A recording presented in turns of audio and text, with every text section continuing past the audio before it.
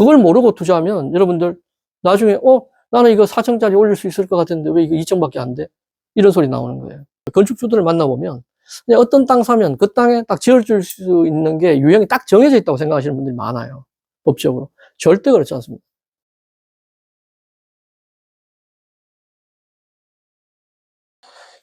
전번주에 제가 설명드렸던 내용이 뭐냐면,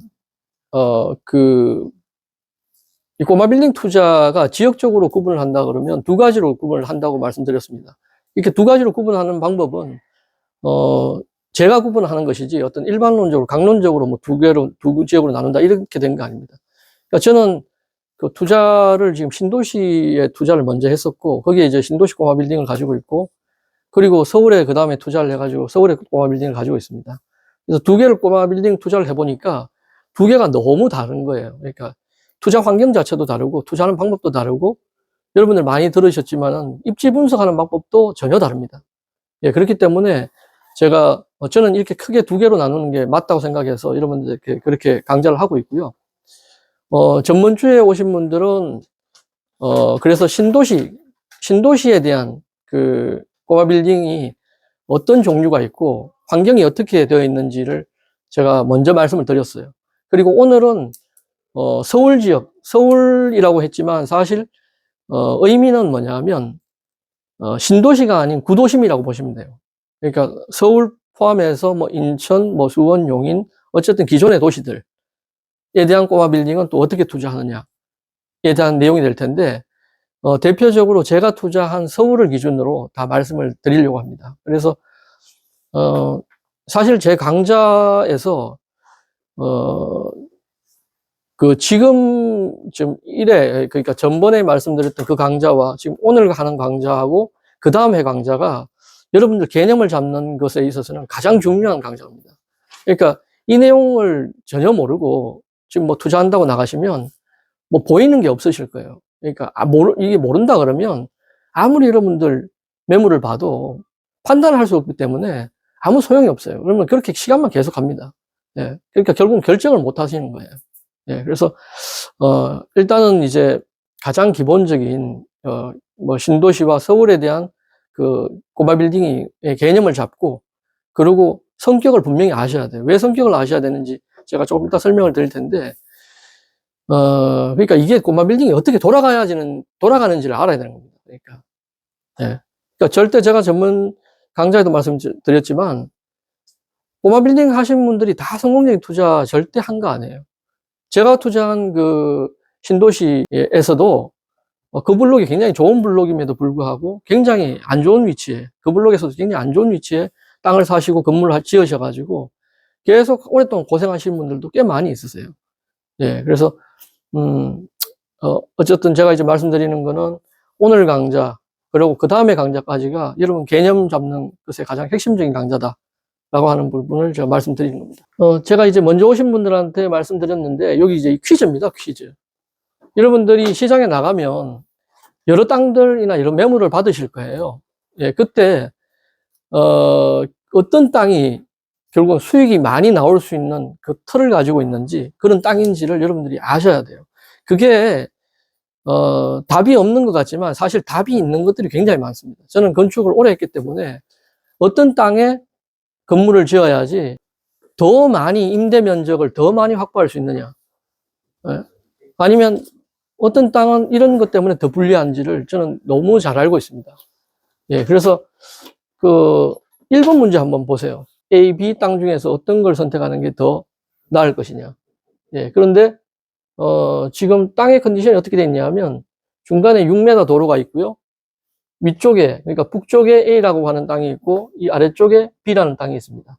그리고 지금 화살표대에서 N이라고 표시된 것은 지도에서 북쪽을 표시를 하는 겁니다. 예.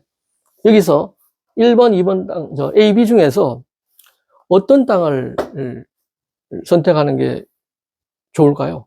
그래서 혹시 아시는 분 계세요? 아, B세요? B? 예, 예, 예. B 아시는 분 한번 손 들어보세요. 조금 전에 B라고 말씀하신 분. 아, 예. 이유가 혹시 뭔가요? B가 남양이어서요.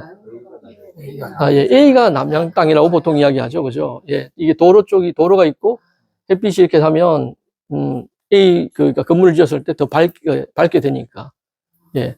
서울 지역을 기준이라고 생각하시고, 예. 지금 B라고 말씀하셨는데, 정답은 맞추셨는데, 전혀, 예, 전혀 오답을 이야기하셨어요. B 땅이 정답이고요. 그리고 나머지 손 드신 분들도 다 알고 계시는지 모르겠지만, B 땅이 유리한 이유가 1조건 사선 제한이라고 하는 건축법 때문에 그렇습니다. 예. 그래서 만약에 시장에 이렇게 길을 사이에 두고 북쪽으로 이렇게 그러니까 도로로 본다 그러면 동서남북 방향의 도로가 있는데 A, B와 같은 땅이 동시에 나온다면 여러분들은 B를 선택을 하셔야 돼요. 하고 1조건 사선 제한이라고 하는 게 이제 건축 전문 용어다 보니까 여러분들 모르시는 분 많으실 거예요. 근데 그리고 1조건 사선 제한이라는 용어 자체를 여러분들 외우실 필요 전혀 없습니다. 앞으로도 제가 강좌를 하면서 전번 강좌 시간에 말씀드렸지만 제가 어려운 용어는 다 뺄 거예요. 그러니까 여러분들 듣기 편한 걸로 알면 되고, 그리고 여러분들이 편한 방식으로 앞으로도 실제 시장에서 뭐 전문가를 만나고 할 때도 굳이 어려운 용어 쓰시지 않고 여러분들이 아시는 용어로 편하게 설명하시면 돼요. 예. 그래서 이게 설명을 드리면 1조건 사선 제한이라고 하는 법 때문에 그런 거고, 이 1번 퀴즈 같은 경우는 여러분들 투자할 때 모든 사람이 알아야 되는 정말 기본 중의 기본입니다. 이건 뭐 투자 노하우라고 말할 수도 없을 정도로 정말 기본적인 거예요. 그래서 제가 1번 퀴즈를 먼저 냈던 거고요. 1조건 사선 제한의 그 개념이 뭐냐면 건물이 이렇게 이 주변에도 건물이 쭉쭉 땅들이 있을 거 아닙니까? 그죠? 건물을 짓는데 1조건 사선 제한의 취지는 뭐냐면 건물에 들어오는 일정량의 햇빛은 유지를 시켜주자. 그래서 그걸 유지시켜주기 위해서 1조건 사선 제한이라는 법을 만들어서 건물을 짓는 데 있어서 어떤 제한을 준 거예요. 예, 제한을 줬는데 결과적으로는 어떤 그 두 개의 땅에 건물을 지으면 어떤 결과가 나오냐 하면 이 B라고 하는 땅은 1조건 사선 제한을 이 도로 쪽에서 받습니다. 예. 근데 이 A라고 하는 땅은 1조건 사선 제한을 이 땅의 뒤에 경계선 여기서부터 받습니다. 그래서 나중에 1조건 사선 제한에 대해서 제가 실제 적용되어 있는 그게 적용이 돼 가지고 편하게 하기 위해서 그냥 깎여버린, 다 올리지를 못하고 그냥 이상한 모양으로 이렇게 지어진 건물을 제가 보여드리겠습니다만은, A 건물은 결국에는 건물이 높게 올라가는데 높이 제한에 걸려버려요. 그러다 보니까 A, B 땅이 똑같이 용적률이라는 말씀 많이 들었을 텐데, 용적률이라고 하는 게 결국 그 땅에서 지을 수 있는 어떤 면적의 합계라고 보시면 돼요. 그게 법적으로 똑같이 있습니다만은 B 땅은 굉장히 건물도 높게, 그리고 그 200%라고 하는 용적률, 아니면 뭐 150%라는 용적률, 250%라는 용적률을 다 찾아 먹을 수 있지만 A라고 하는 땅은 그렇게 찾지 못하는 땅들이 많이 나올 수 있습니다. 그리고 건물 높이도 제한이 되고요. 그래서 뭐 이런 경우에는 B 땅을 하는 것이 훨씬 더 유리하다. 예, 이건 정말 기본적인 거기 때문에 여러분들한테 퀴즈를 내봤고요. 그리고 제가 이 퀴즈를 또 낸 이유는 여러분들 중에서 이 투자에 이 땅에 대한 땅을 볼 수 있는 어떤 그런 그 눈이 뭐 어느 정도 많이 알고 계신가. 예, 그래서 그것도 좀 파악할 겸 제가 질문 잠깐 드렸습니다. 서울 꼬마 빌딩 종류와 투자 포인트라고 제가 표현을 해놨고, 아까 말씀드린 것처럼 수도권이라고 보시면 됩니다. 수도권. 예. 서울을 제가 기준으로 말씀드릴게요. 서울에 땅 진짜 많죠, 그죠? 예, 서울에 진짜 땅 많습니다. 제가 유튜브 보면서 제일 정말 뭐랄까, 참 답답한 어떤 그 유튜버 부동산 설명하시는 분들 중에서 이제 이렇게 말씀하시는 분들 제가 제일 싫어해요. 뭐냐면, 어디에 투자하면 될까요? 그랬더니, 강남에 투자하세요. 네. 강남에 투자하면 좋은 건 누가 모릅니까? 네. 강남에 투자하세요. 뭐, 마포에 투자하세요. 뭐, 네. 그런 거 몰라서 우리가 투자 안 하는 게 아니잖아요. 다 알죠. 예? 돈만 있으면 뭐, 강남에 뭐, 대로변에 투자하고 싶죠. 근데 대부분 다 그게 안 되죠. 근데 뭐, 많은 정말 그런 뭐, 유망 지역 이렇게 나오는 것들이 다 그런 식이라는 겁니다. 그러니까. 그런 게 사실은 아무 알맹이도 없고, 예, 그런 내용들이죠. 예. 정말 서울에는 땅도 참 많습니다. 이 땅 중에서 여러분들이 어떤 곳에서 투자할지를 고민하게 되는 시기가 분명히 올 겁니다. 자, 이 서울 지역 중에서 제가 주로 투자했고, 제가 주로 컨설팅하고 했던 지역이 이 강남 쪽인데, 이쪽, 지금 지역을 확대를 해서 한번 보겠습니다. 자, 이렇게 깨알같이 많아 보이는데, 확대한 것도 벌써 이렇게 엄청나게 많아요. 이게 뭐 다 건물이에요. 이게 다 건물. 네. 여기 꼬마 빌딩이 엄청나게 많은 거죠. 네. 그 다음 볼까요? 이게 실제로는 이렇게 많은 건물들이 우리가 실제로 보는 모습이지만, 이게 우리가 지도라고 하는 걸 보면서 이렇게 다니고 있죠. 그래서 여기 지금 확대한, 여기 같이 캡처 위에 엎어서 한 건데, 보시면은 신논현역, 논현역, 그쪽 블록입니다. 예, 그래서 이건 강남이지만 여러분들, 서울의 어떤 지역도 어쨌든 똑같은 개념이에요.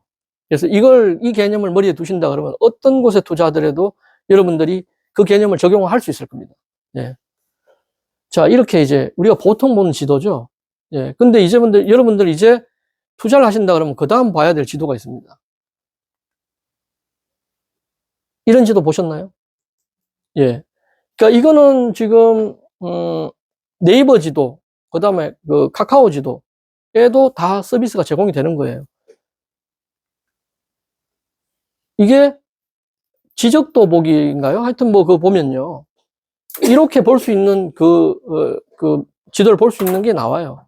여러분들이 투자하신다 그러면 이제 앞으로 이제 이걸 보셔야 돼요. 예, 이걸 보시면 어떤 게 표현되어 있나요? 2종 일반 주거지역, 1종 일반 주거지역, 상업지역, 뭐 이런 것들 나와 있네요. 예. 자, 어쨌든, 이런 게 있다. 여러분들 뭐 1종 일반 주거지역, 2종 일반 주거지역, 용어 너무 어렵습니다. 그죠? 그런 거 다 필요 없고요. 그냥, 땅이 있는데, 이렇게 똑같이 이렇게 다 지어놓은 것 같지만, 그게 아니라, 도시계획이라고 하는 것에서는 뭔가 구분을 해놨구나. 예? 뭔가 구분이 돼 있어요. 예. 그 구분에서 가장 중요한 포인트는 그 땅에서 지을 수 있는 총량이 정해져 있어요. 그게 용적률이라고 하는 겁니다. 예. 그래서 1종 일반 주거지역, 2종 일반 주거지역이 있는데 여기에 지을 수 있는 건물의 면적이 다르고 여기에 지을 수 있는 면적의 총계가 다른 겁니다. 예. 그걸 모르고 투자하면 여러분들 나중에 나는 이거 4층짜리 올릴 수 있을 것 같은데 왜 이거 2층밖에 안 돼? 이런 소리 나오는 거예요. 예. 그래서 앞으로는 여러분들 이런 지도를 보는 거에 좀 익숙해져야 된다. 그러면 1종, 2종 뭐 이런 것들이 어떻게 다른지는 그 뒤에 설명이 나옵니다. 예, 오늘 시간이 아니고 다음 시간에 나올 겁니다. 예. 자, 이 중에서도 이 부분을 더 확대를 해서 한번 볼게요. 자, 신논 연역이 있고, 자, 이 부분을 더 확대해서 이제 본격적으로 꼬마 빌딩이라고 하는 게 어떻게 도대체 이 신도시는 아까 막 이렇게 블록으로 이렇게 해서 쫙 그렇게 몰려서 다 있었는데, 블록별로 있었는데, 도대체 서울이나 뭐 인천이나 이런 데는 어떻게 이게 꼬마 빌딩이라고 하는 게 어떤 모습으로 있는지, 자, 한번 보시겠습니다. 이게 신논연역이고, 여기 신논연역이고, 요쪽 왼쪽 코너죠. 왼쪽 편에 있는 거죠. 자, 신논연역이고, 이쪽 블록입니다. 자, 제가 이 색깔 구분해 놓은 거는 제가 구분한 거예요. 제가 강좌를 하기 위해서 예전에 만들어 놨던, 강의 자료입니다. 만들었던. 자, 이렇게, 여하튼, 이 색깔은 빼고 생각하세요. 이렇게, 지금, 역을 중심으로 이렇게 지금 뭔가 이렇게 있네요.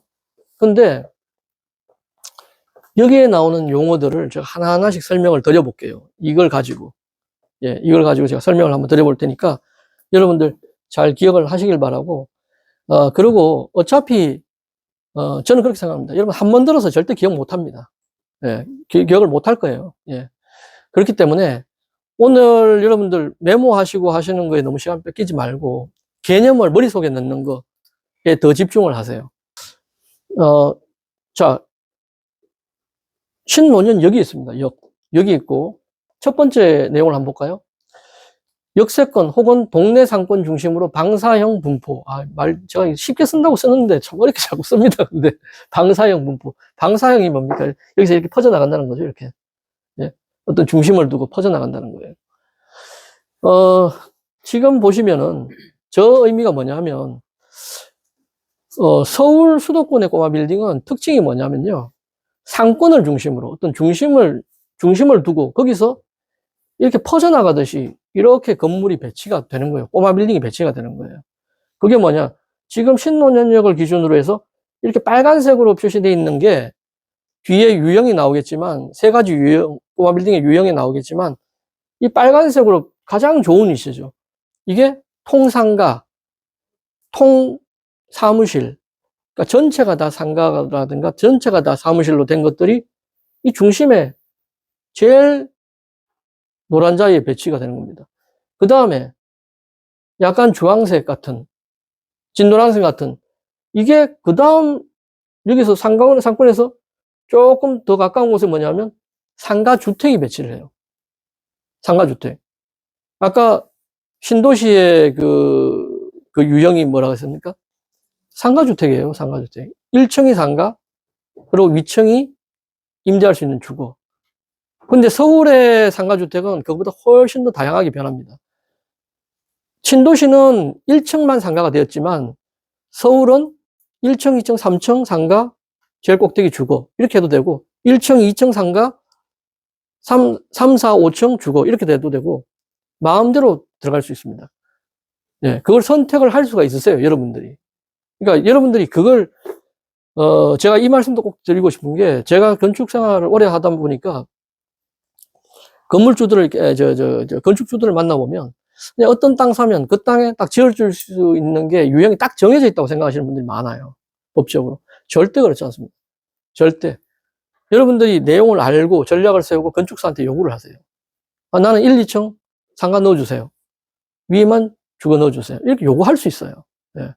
그러니까 이렇게 머리를 일단 생각을 전환시켜야 되는 겁니다. 자, 그래서 여하튼 방사형이라고 하는 게 이렇게 해서 여기 상가주택이 있고, 그럼 노란색이 뭘까요? 노란색이 순수하게 주거로만 된 것들이에요.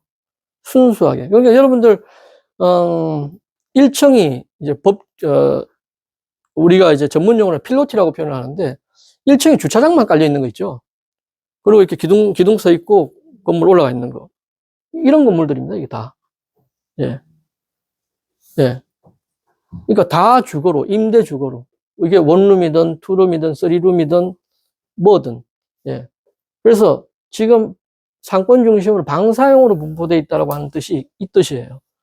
자, 이게 나중에, 제가 투자를 그렇게 했고, 또 그렇게 해서, 성공적인 투자를 했고, 이게 왜 중요한지, 이런 분석이 왜 중요한지 제가 말씀드릴게요.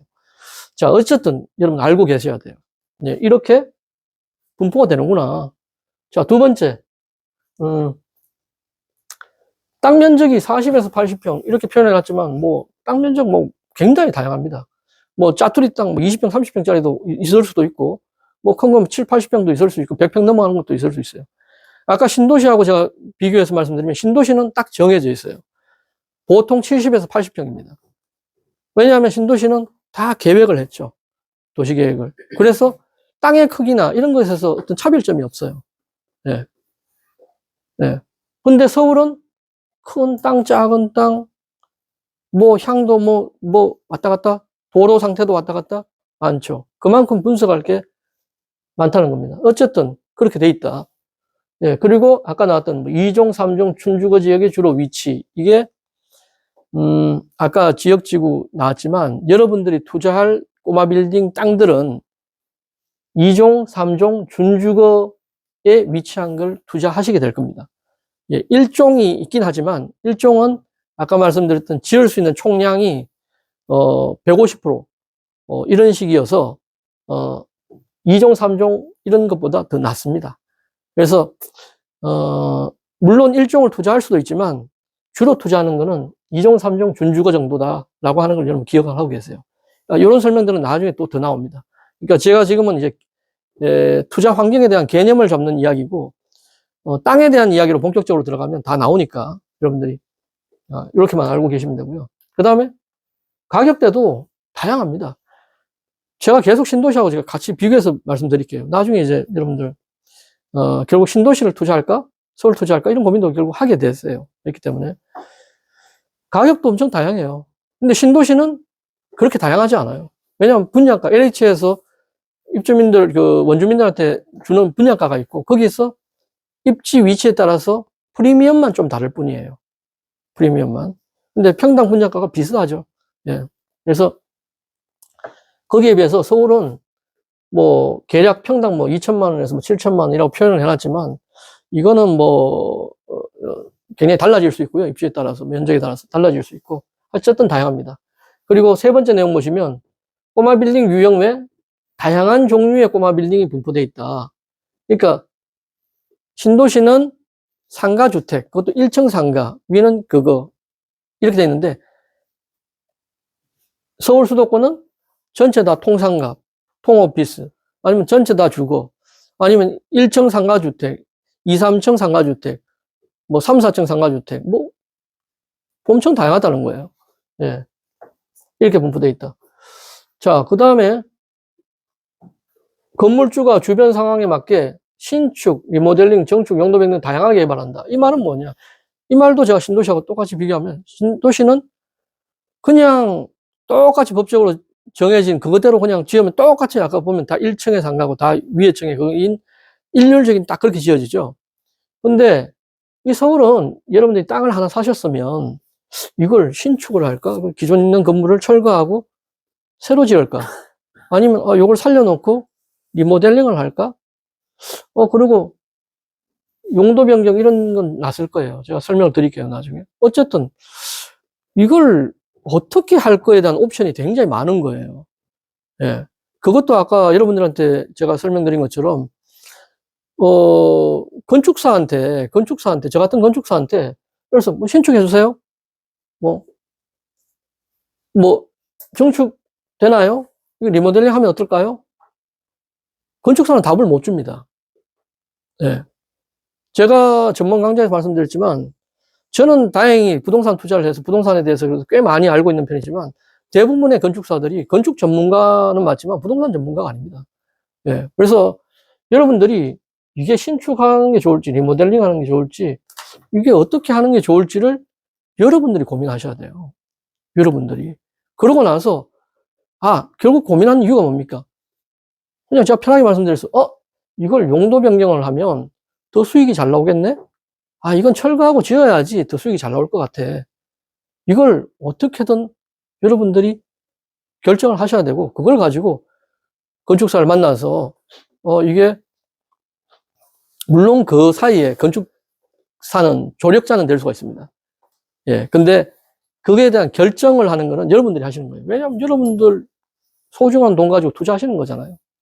건축사는 저도 건축사지만 설계해주고 그냥 설계비 받아서 그냥 나오면 끝이죠. 예, 예. 그렇죠? 예. 그래서 여하튼 다양하게 개발한다. 조금 이따 제가 실제 사례를 보여드릴게요. 예. 근데 여기서도 여러분 담아놔야 될 것은 아까, 1, 2층을 저 상가로 하고 위를 임대주거로 하는 걸로 저는 원해요. 라고 표현하듯이 이것도 여러분들이 고민을 해야 되는 문제다. 이걸 맡기는 문제가 아니다. 라고 하는 겁니다. 그죠? 지금, 이렇게 들어보니까 골치 아파라고 생각하실 수 있는데 절대 그렇진 않고요. 이것들을 판단하는 또 기준도 또 있습니다. 예, 그건 또 이제 말씀드릴게요. 자, 어쨌든 그렇게 지나가면 됩니다. 자, 그 다음에 빌딩 유형과 구역 마지막 말이 뭐냐면 유기적으로 위치, 상권이 변한다. 자, 이게 굉장히 중요합니다. 이게 굉장히 중요합니다. 상권이 변해요, 서울은. 아까 신도시는 어떤 특정한 블록들을 정해서 거기에 다 꼬마 빌딩 그냥 그 안에서만 다 짓게 만들었죠. 그러니까 상권이 이렇게 확장이 되거나 축소가 되거나 이게 있을 수가 없어요. 그 안에서만 움직입니다. 그 안에서만. 근데 서울은요, 상권이 여러분들 그런 이야기 들었죠. 이태원 상권 굉장히 그 경리단길 활성화됐다가 무슨 사건 터져가지고 예, 축소되고 홍대 상권 지금은 홍대 상권이 계속 확장되고 있다. 그리고 유명한 데 뭡니까? 물레동에 갔더니 철공소 골목이 있는데 거기가 온통 철공소들이 카페로 바뀌더라. 예. 그런 변화를 이야기하는 거예요. 그런 변화. 그러니까 주택에 있던 곳도 상권으로 될 수 있고, 그런 상권의 변화가 서울에서는 정말 유기적으로 계속 변한다. 예. 자, 이게 이제 투자 포인트에서 중요한 부분 중에 하나인데, 그 다음 한번 보도록 하겠습니다. 예. 자, 여하튼, 이 서울의 꼬마 빌딩이라고 하는 게 이렇게, 신도시하고는 전혀 다른 내용들이 좀 있구나. 라고 하는 정도 여러분 알고 계시고, 저기 앞에 내용하고 같은 내용인데요. 자, 이게 이제 상권 중심이에요. 이 상권 중심이라고 하는 거는 지하철일 수도 있고, 아니면 어떤 동네, 지하철이 없는 곳이라고 하면, 뭐 동네 상권 중에서 그냥 상권이 중심이 있을 수 있는 겁니다. 어쨌든 그 상권의 중심에는 상가, 사무실 건물, 전층이 상가로 됐거나 전층이 사무실로 돼 있는, 우리가 통상가, 뭐 이렇게 표현하는 것들이 있고, 거기서 조금 벗어나면 아까 상가주택, 조금 더 벗어나면 원투 쓰리룸 주택, 임대하는 주택. 예. 근데 여러분들 이 그림에서 느껴지는 게 뭔가요? 제일 중심으로 갈수록 면적이 제일 작죠. 땅의 개수가 적어요. 멀어질수록 원투 쓰리룸 주택으로 갈수록 땅의 숫자가 굉장히 많아지죠. 선택의 폭이 굉장히 넓어집니다. 그죠? 예. 결국 이쪽으로 갈수록 희소성이 더 높아진다는 이야기예요. 예. 그러니까 자산가들은 이렇게 이쪽을 투자를 안 하려고 그래요. 자산가들은 핵심 상권 쪽으로 들어가 있는 통상가나 통사무실을 투자를 하려고 하죠. 사실 돈만 있으면 그렇게 한다라고 하는 건 당연합니다. 근데, 제가 이 상황에서도 제가 말씀드릴 게 뭐냐면,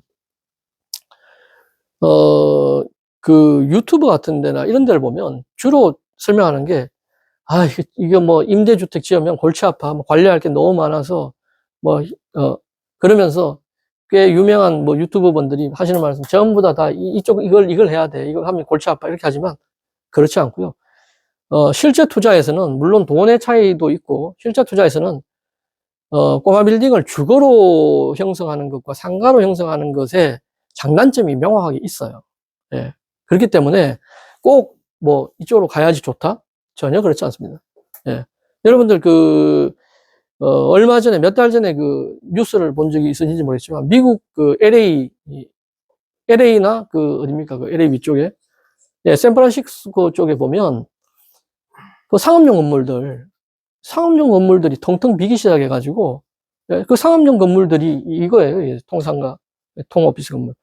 그것들이 뭐 엄청나게 뭐 문제가 돼가지고, 예, 그 기사에 난 적이 있었죠. 예. 어쨌든 그렇게 되는 이유가 있는 겁니다, 그게. 예.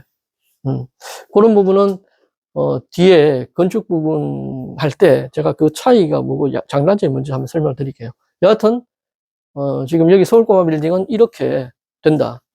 예. 자, 대표 유형을 한번 실제 건물로 한번 보실게요. 사실 이 대로변에 있는, 이 신논현역이고, 이 대로변에 있는 큰 건물들은 당연히 투자하기 어렵습니다. 너무너무 비싸고요. 그리고 이 강남뿐만 아니라 어디든, 뭐 이 대로변에 있는 것들이 가장 비싼 건물들이죠. 그러니까 실제로 실수요자가 투자하기에는 상당히 큰 부담이 있습니다. 그래서 그런 것들을 빼고, 요 안쪽에, 요런 큰 대로변을 빼고, 요런 안쪽에 있는 통상가 오피스 건물들이 어떤 걸까? 예를 들면 이런 겁니다. 그죠? 뭐 카페고, 여기도 뭐 카페 같은 애고, 그죠? 뭐, 이것도 뭐 위에는 사무실이고, 밑에는 이제 상가 이런 것 같아요. 예. 요런 것들은 꼬마 빌딩에서 상가 통건물이라고 이야기를 하는 거고, 그 다음 유형이 지금 요렇게 오렌지 색깔로 돼 있는 거. 이게 1층은 상가고, 위는 주거입니다. 그죠? 이 창문 모양 보면 대충 구분이 돼요. 예, 건물을 보면. 뭐 이런 것도 1층이 지금 상가고, 위가 다 주택입니다. 그죠? 예. 이런 것들이 지금 오렌지 색깔로 이렇게 된 것들. 예, 그런 것들입니다. 그 다음에, 이제 여기 보시면, 자, 이 정말 많은 숫자를 차지하고 있는 그 위에 연노란색 건물들이 1층은 다 주차장으로 하도록 이렇게 다 비어져 있고, 위는 다 주택으로 되어 있죠. 이게 지금 뒤에 이렇게 분포되어 있습니다. 그죠? 그래서, 여러분들이 자금이 이제 여러분들 자금이 문제가 아니라 어쨌든 이쪽으로 갈수록 비싸져요. 네, 이쪽으로 갈수록. 그러니까, 선호하긴 하죠. 네, 선호하긴 하는 거죠. 그렇지만, 뭐, 제가 가지는 자금이 한정적이라면 하고 싶어도 못 하는 거죠. 그러니까 뭐 유튜브에서, 뭐, 통상가세, 하지만 그건 다 의미 없는 이야기죠. 그죠? 그러니까 이런 쪽도 괜찮다는 겁니다. 예, 이런 쪽도. 예. 예, 어쨌든, 이렇게 유형을 여러분들 직접 눈으로 보셨고요. 그리고, 아까 이제 개발 방식이 굉장히 다양하다 그랬는데, 자, 개발 방식이 어떻게 다양한지, 이게 도표로 제가 해놓은 건데, 제일 첫 번째는 이제 신축이죠. 그죠? 신축은 건물 사서, 기존에 있는 건물 철거하고, 설계 시공 임대하는 거. 그 다음에 두 번째는 리모델링 하는 거. 리모델링은 기본적으로 기존 건물 살려놓고 매입한 다음에 리모델링 설계해서 그 다음에 재임대하는 거. 근데 제가 리모델링 할 때 나중에 설명드릴게요. 리모델링이라고 하는 게 내외장만 깨끗하게 바꾸는 거 말고도 정말 꼬마 빌딩에 투자하는 선수들은 그걸 가지고 어떻게 리모델링을 하는지 다양한 방법을 가지고 있습니다. 여러분들이 생각의 폭을 이것도 넓히셔야 돼요. 아, 이게 리모델링이 내외장 변경만 하는 게 아니구나. 물론 내외장만 변경을 해도 건물의 가치는 올라갑니다. 올라가지만 내외장 변경 이상으로 용도 변경을 한다든지 이렇게 돼 있는 정축을 한다 그러면 가치가 더 높아지죠. 그러니까 똑같은 건물을 놓고 제가 이렇게 설명드릴게요. 여러분들이 A라고 하는 땅을 샀는데 어떤 사람은 그걸 가지고 내외장만 깨끗하게 했어요. 근데 똑같은 A라고 하는 건물을 산 사람이 용도 변경까지 했어요. 수익이 달라집니다. 예. 그러니까 용도 변경이라고 하는 게 유효했을 때, 할 수 있는 입지였을 때. 예. 실제 사례 제가 보여드릴게요. 자, 그 다음에 어쨌든 리모델링이라고 하는 방법이 있다. 그리고 마지막은 그냥 사서 그냥 가지고 있는 거예요. 예? 뭐 임대비도 기존 거 그냥 그대로 받고, 그리고 뭐 이런 분들은 주로 이제 어떤 투자하시는 분들인가 하면 이제 뭐 가지고 있다가 뭐 한 1, 2년 가지고 있거나 한 5년 가지고 있다가 파시는 거죠. 땅값이 오르니까. 예. 그렇게 이제 빠져나가려고 하시는 분이 많고, 뭐 저같이 실수요자는 그렇게 안 하죠. 그러니까 신축이나 리모델링해서 가치를 더 높여서, 그래서 임대료 받아야 될 거 아닙니까? 그죠? 예, 그렇게 해야죠. 야, 어쨌든, 그렇다면, 서울 꼬마 빌딩 선패는 어디서 나눠질까? 이 질문이 아까 신도시에서 똑같이 있었어요. 신도시는 입지라 그랬죠. 그 입지만 봐야 된다, 입지만. 입지만입니다. 그죠? 입지만. 왜냐? 지을 수 있는 건물의 유형이 똑같은데, 건물 유형에서는 경쟁을 가질 수가 없는 거예요. 경쟁할 게 없는 거예요, 한마디로. 예? 근데 뭘 고민합니까? 건축에 대해서 고민할 게 없어요. 똑같은데. 그렇기 때문에 입지만 따집니다. 그죠? 근데 서울 꼬마 빌딩은 입지 봐야 되고요. 개발 방법, 아까 신축할 거냐, 리모델링 할 거냐, 어떻게 할 거냐, 이것도 봐야 되고, 건축 유형, 1층을 상가로 할 거냐, 1, 2층을 상가로 할 거냐, 통상가로 할 거냐, 다주택으로 할 거냐, 이렇게 많이 따져야 됩니다. 네? 그러니까 이게 여러분들이 어렵다고 생각하지 마시고, 아, 이걸 내가 결정해야 되는 것이구나, 라고 하는 것을 여러분들이 머리에 둔다 그러면 이 강의는 성공적인 겁니다. 예. 그러니까 이렇게 이게 내가 결정해야 된다라고 하는 걸 생각 못 하시는 분들이 너무 많아요. 예. 다행히 저는 건축을 해서 이건 정말 많이 고민했습니다. 그래서 제가 투자한 그 건물의 수익률을 제가 오픈해서 말씀드렸지만 정말 좋은 수익률을 저는 정말 얻을 수 있었어요. 그래서 지금까지 버틸 수가 있었고. 예. 그래서 이런 방법들을 내가 결정해야 되는 거구나 라고 하는 것만 여러분들 머리에 꼭 두시기 바랍니다. 그래서 이 선택이 성패를 좌우한다. 예. 자, 그걸 그림에서 보면, 자, 어떤 땅을 선택했냐, 이 많은 곳에서. 그리고 신축할 거냐? 이걸 고민해야 된다. 이 말이죠. 그죠? 이 그림 하나로 표현될 수 있겠죠. 자, 제가, 서울 신도시 꼬마 빌딩 아까 계속 비교하면서 말씀드렸는데, 여기서 한번 요약을 한번 해볼게요. 자, 신도시는 뭐 동탄, 광교, 위례 이런 곳입니다. 구도시면 서울, 경기입니다. 신도시는 땅 살 때 프리미엄을 주고 매입을 하거나 일반 입찰 같은 경우는 경쟁 입찰해야 됩니다. 서울은 개인 거래예요, 그냥. 그죠? 개인 거래. 자, 그 다음에 상대적인 겁니다. 이런 이야기들은. 서울 구도심보다는 그 신도시가 상대적으로 아까 분양가에서 프리미엄 주고 하는 정도이기 때문에 좀 낮을 수가 있어요. 네. 근데 물론 서울도 외곽 지역 나가면 지금 신도시도 굉장히 많이 투자자들이 모이기 때문에 서울에 좀 외진 곳 아니면 뭐 어쨌든 뭐 경기권에서 어쨌든 신도시가 더 비싼 것도 있어요. 더 싼 것도 있어요. 그러니까 서울이. 예. 그리고 건물 유형이 단일하다. 서울은 아주 다양하죠. 예. 다양하게 선택할 수 있어요. 그리고 신도시는 이건 나중에 설명드릴게요. 시장이 불확실하다. 서울은 시장이 확실하다. 이게 뭐냐면 아까 상권 이야기예요. 상권 이야기. 네. 신도시는 상권 이야기 조금 다른 거네요. 서울은 상권이라고 하는 게 다 정해져 있죠. 그러니까 강남 상권 참 좋아. 뭐 건대 상권, 뭐 명동 상권, 뭐 우리가 지금 말을 하잖아요. 그죠?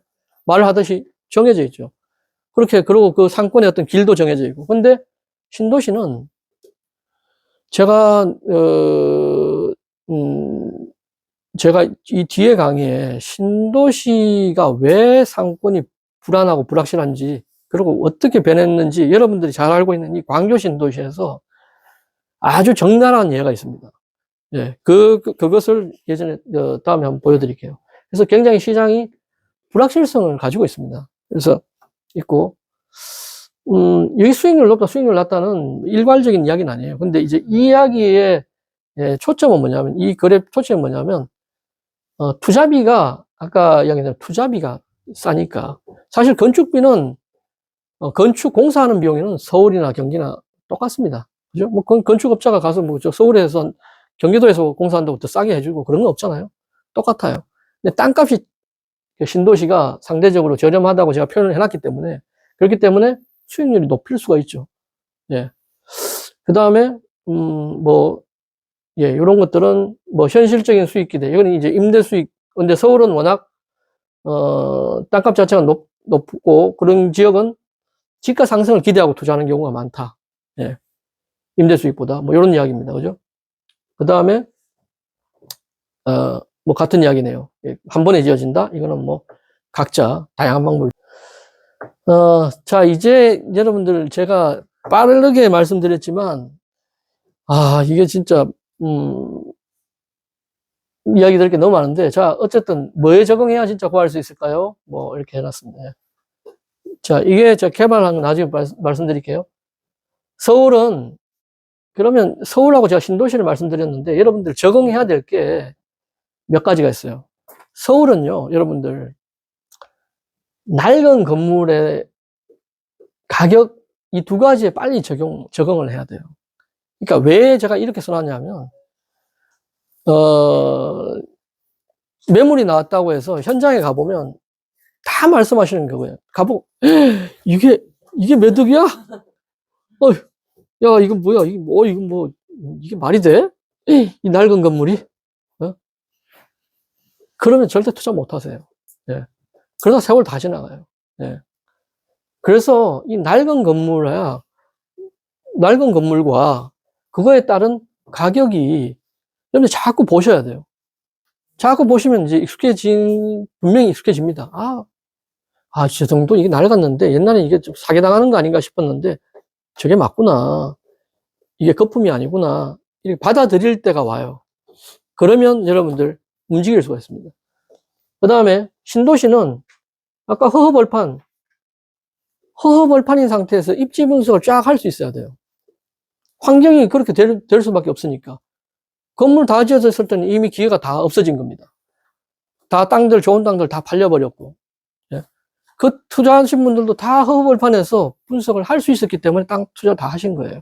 그래서 신도시는 맨 땅, 맨 지도만 봐도 입지 분석이 쫙 잘 될 정도로 여러분들이 준비가 돼 있으시고, 준비가 안 돼 있으면 그런 조언을 받을 수 있는 부동산이든 누구든, 예. 그런 데를, 네트워크를 확보를 해놔야 되는 거죠. 예. 자, 이 실제 사례입니다. 그죠? 다양한 꼬마 빌딩 개발 전후 보기, 한번 보세요. 그냥 제가 그림 보여드릴게요. 이 양재동에 있는 양재역 사거리의 안쪽 블록에 있는 단독주택인데 이렇게 이걸 매입하신 분이 이렇게 지었습니다. 이렇게 지었고 이게 신축을 해서 사무실 카페로 이렇게 지었어요. 자, 여기는 제가 서울에 투자할 때 실제로 살까 말까 고민했던 건물입니다. 예, 지금 나오는 사례들은 다 제가 이 중에서 뭐 한 70%는 살까 말까 고민했던 건물이고 이걸 제가 사진을 이렇게 찍어 놓고 또 했던 거는 제가 투자하고 나서 나중에 제가 투자할까 말까 고민했던 데를 다 같이 다 둘러봤어요. 가서 팔렸다 그러는데 진짜 팔렸을까? 그리고 어떻게 개발했을까? 궁금해서 가봤더니 이렇게 하더라고요. 예. 자, 쭉 한번 볼게요. 기존 주택, 어쨌든 이 주택이었는데 이렇게 사무실 카페로 했다. 그 다음 거.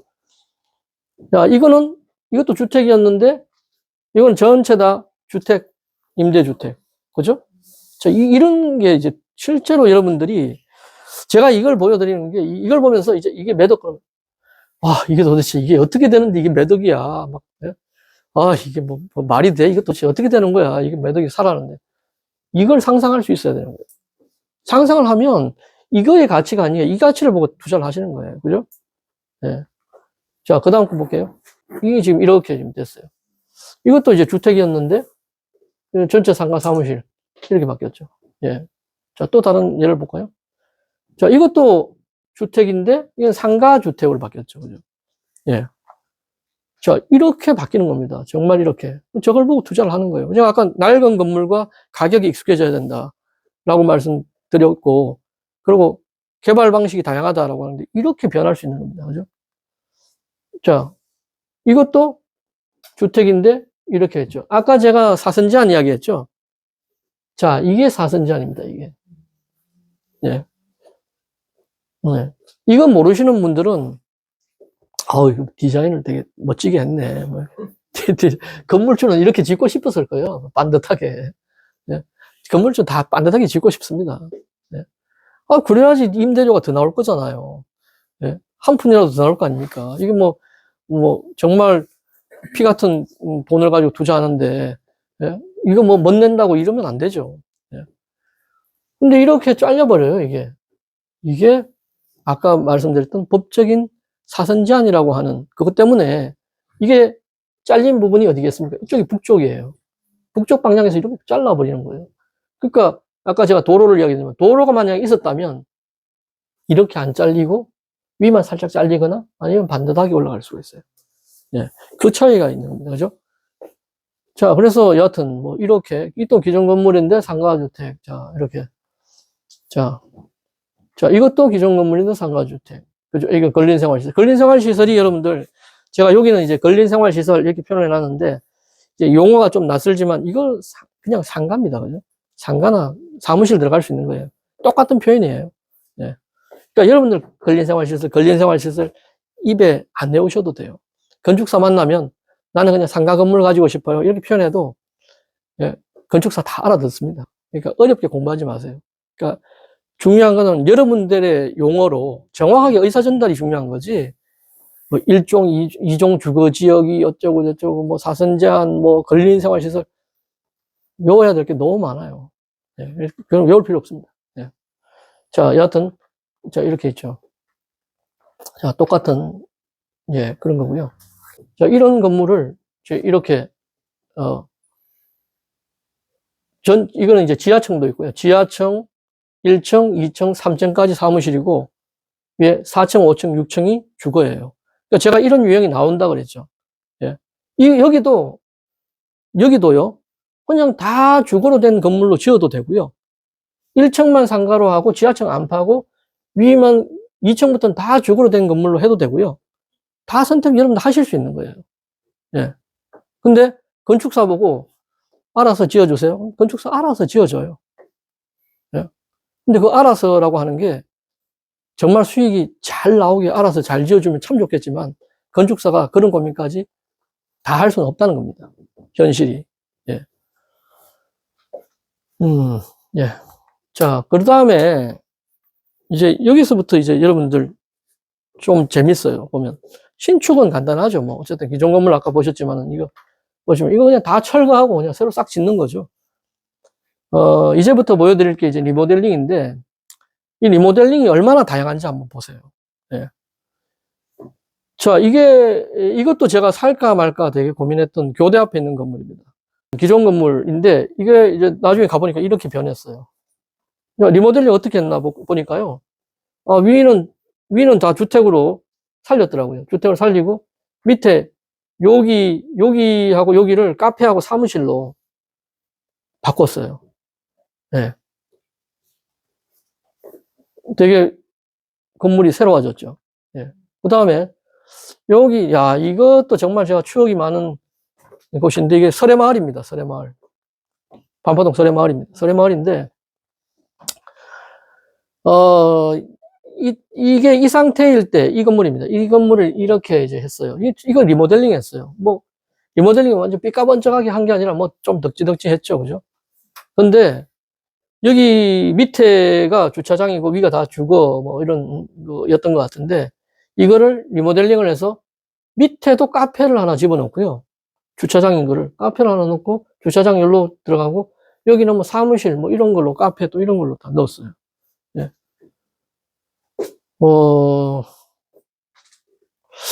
그러니까 여러분들 이걸 보면서 이걸 상상을 할 수가 있을까요?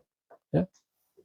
근데 그런 고민을 해야 된다는 겁니다. 그러니까 제가 5년 전이라면 이런 이야기를 이렇게 힘주어서 제가 강조하면서 이야기를 하지 않습니다. 왜냐하면 그때는 그냥 쉽게 표현해서 뭐 망하진 않았거든요. 최소한. 예? 적어도 망하진 않아요. 예? 근데 이제는 지금의 금리를 버틸 수 있을 정도의 수익이 나와야 돼요. 예? 그러니까 한마디로 그 땅, 그 건물에서 나올 수 있는 모든 수익을 최대한 뽑아서 해야지 진짜 투자할 수 있는 물건을 만나서 판단할 수 있느냐, 마느냐가 결정이 됩니다. 예. 그냥, 나 그냥 뭐 알아서 맡겨서 그냥 건물주 될래. 이러면 돈 많으신 분은 그렇게 하시면 되고. 예. 근데 그렇지 않으신 분들은 이렇게 고민을 하면 이 상태에서는 예를 들어서 제가 이야기 드리면 이렇게 했을 때는 월 700만 원이 나왔는데 이렇게 했을 때는 원 1,500만 원이 나올 수가 있는 거예요. 예. 그래서 이런 고민이 필요하다는 겁니다. 예. 자, 이거는 이제 1층을 확대한 거죠. 여기 보시면 이쪽 부분을 이제 카페로 만들었어요. 그리고 여기 주차장 그대로 남겨놨네요. 다 법적으로 다 해결 방법이 있었기 때문에 이렇게 한 거죠.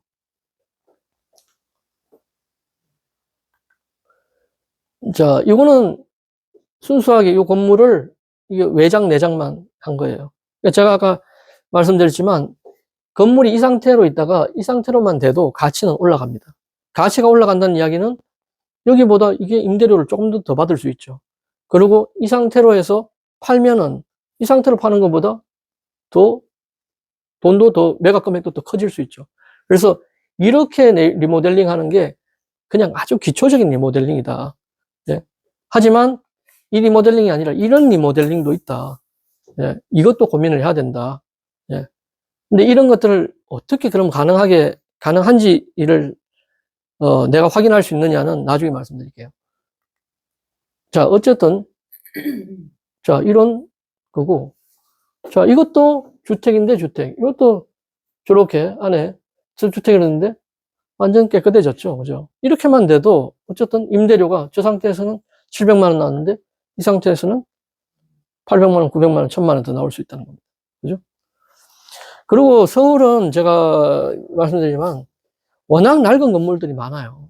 그러다 보니까 리모델링 하거나 신축한 건물에 대한 프리미엄이라고 할까요? 그런 게 있습니다. 예. 그러니까 임대료를 바로 옆에, 똑같은 지역에 바로 옆에 있는 건물인데도 신축을 하면 임대료를 더 받아요. 이제 한 2개 정도 남은 것 같고요. 자, 요런 건물들도 제가, 갔다가 다 팔려버렸던 건물. 예. 이것도 내외장 리모델링 했죠. 이런 것들도 간단하지만 어쨌든 리모델링을 한 거죠. 예. 예, 실제 사례를 이제 다 보셨고요. 어떻게 좀 실감 나세요? 예, 이게 실제입니다. 그죠? 이게 실제입니다. 아까 뭐 지도 보여주고 하면 여러분들 좀 머리 아팠을 수도 있지만, 결국은 이렇게 하고, 이렇게 해서 성공 투자하기 위해서, 본 거고요. 이 그림의 의미는 아, 이걸 보고 투자하는 게 아니라 이걸 보고 투자해야 되는 거구나. 라고 하는 거를 여러분들이 머릿속에 항상 그리시기 바랍니다.